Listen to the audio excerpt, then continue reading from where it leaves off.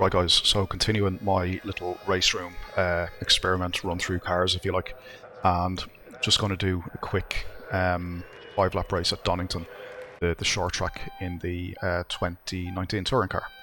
So just before I kick that off, I'm going to just, I suppose, quickly share my settings in force feedback before we start the race. So won't spend too long here. So here it is. Check. Overall force feedback strength is at 70.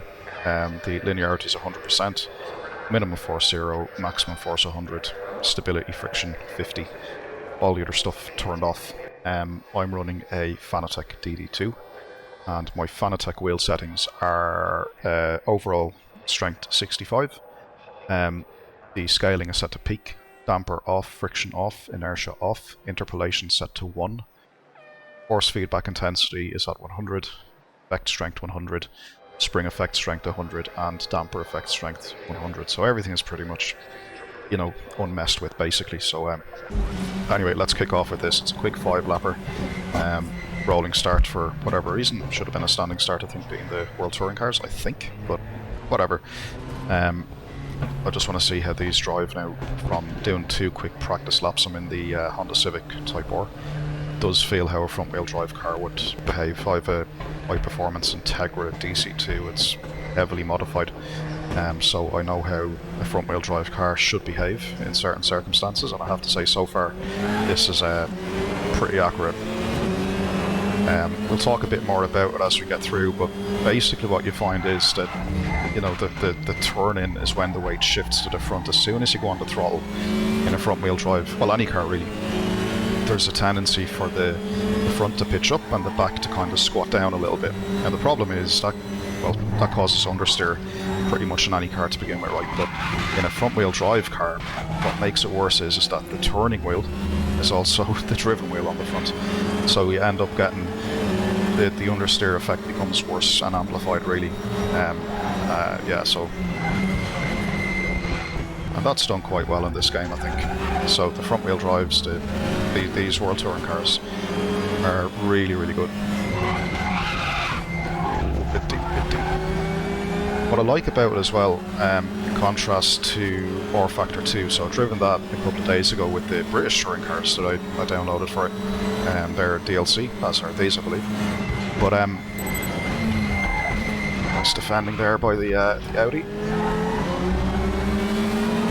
Yeah, but the difference between that and these is the force feedback in R Factor 2 was very, very aggressive. It has a very bumpy, very jerky feedback to it, and where with RaceRoom here, it's a lot smoother. Yes, I can still feel a bit of the curbing, I can still feel a bit of what's going on with the road, but nowhere near R Factor 2, and more importantly, what I do feel in RaceRoom is more of what the car is actually doing, which is way more important. So this is actually, in my initial opinion, I think this is actually a better touring car experience. Now, bear in mind, these are the 2019 touring cars in RaceRoom, so presumably the 2021, 22 models are going to be even more refined. I'll do a separate video on those, I think, over the next few days. But yeah, as a front-wheel drive car, this feels how a front-wheel drive car would feel. Coming out of corners, I can feel the steering wheel want to dart one way, which is the differential locking up on the front, which again would be similar. It's such a weird sensation, really. If anyone's driven like a high-performance front-wheel drive with a differential on it or an LSD, when you turn and apply power, it's like the steering wheel wants to yank into the corner with you. It's almost the opposite of a rear-wheel drive in many respects. It just feels weird, but you get used to it, I guess. Yeah, you are quite good here, I think. That Audi is putting the car in really good positions to try and defend, and then you can see that he's actually running wide then from defending deep. Good for AI, and probably even humans might do that as well, so this is very enjoyable. Force feedback, or well, not the force feedback, force feedback strength. is nice and light, which you'd expect with, you know, normal type car, I guess. It's a touring car, it's not a thoroughbred race car in the respect compared to an open wheeler.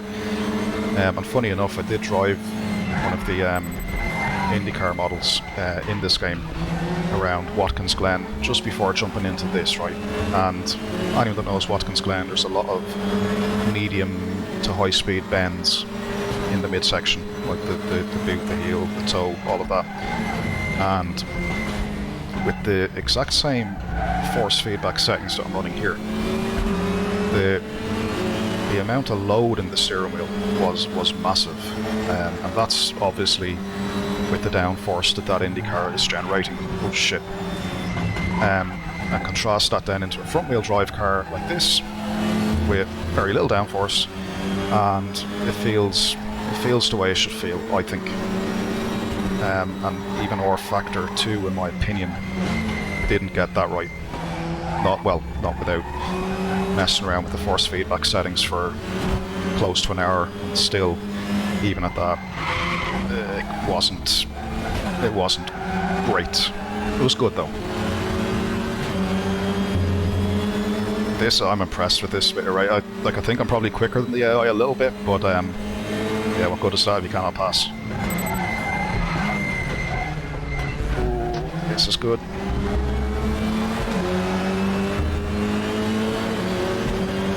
This is good. I've got the inside, should make this stick. The Audi is putting me off.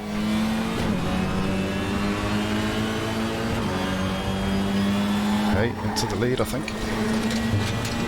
Yeah, I got a much better run out of one there.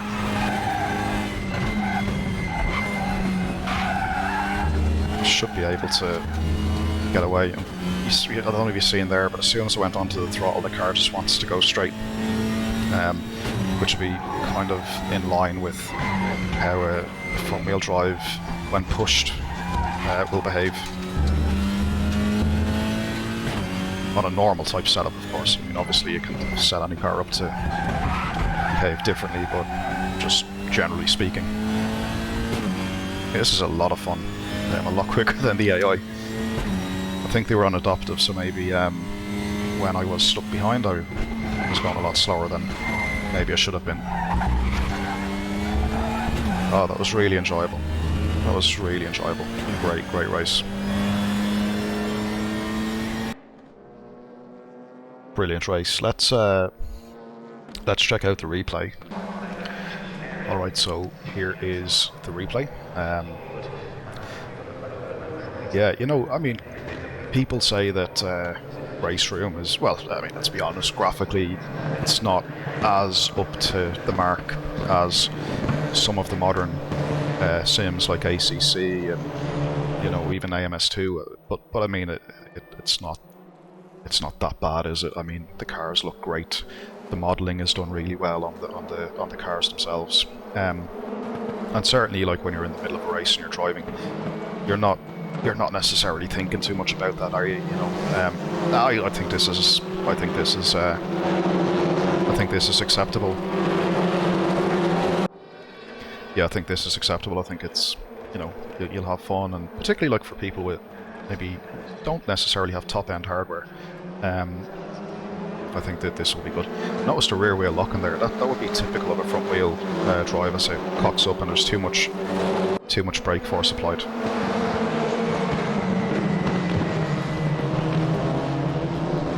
Yeah, the models look well. How the car interacts with the road surface also looks quite good.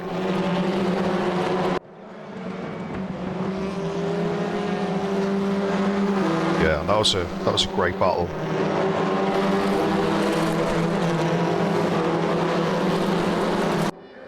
Yeah, that was a great battle with the Audi throughout that race.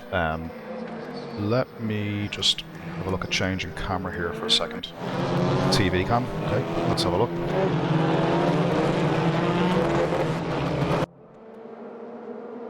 Yeah, I mean, it's really good. Like, nice depth of field effect on the graphics as well. The sound is pretty decent. And very enjoyable when you're actually driving the car. I did like that. I really liked how it felt when, you know, you're you're in the car, you're battling the control. I could feel, you know, plenty, I guess, and it behaved the way, like I say, a front-wheel drive car should behave like when you're pushing it. So it felt at home, and like I've had no practice or warm up in this at all. I think I've done 2 quick laps around Donington in practice before jumping into the race, and yeah, like I felt familiar-ish. Now obviously I'm not going to be as quick as RaceRoom regulars, but you know, I suppose the point is I was able to jump in and adopt quick enough, knowing how a car should behave, and RaceRoom have modelled that pretty well. So from a physics perspective, yeah, I would say it's quite accurate. You know, certainly at the front wheel drive element, I can relate to exactly. You know, and that did feel really good. Just have a quick look at what other cars are through the field. So, okay, so select driver, let's have a look at Muller.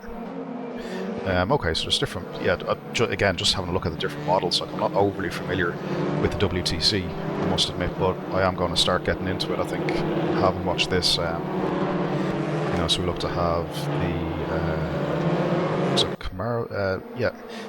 What else have we got in the field? We've got the Volkswagen. Yeah, I mean, they all look great, don't they? And I'm not sure what the, you know, I'm used to GT3s when it comes to kind of tin tops and stuff, right? So I'm not sure what way, you know, if there's a balanced performance in this WTC. I must look more into it. But no, I'm mega impressed. I'm really impressed. It was very enjoyable drive.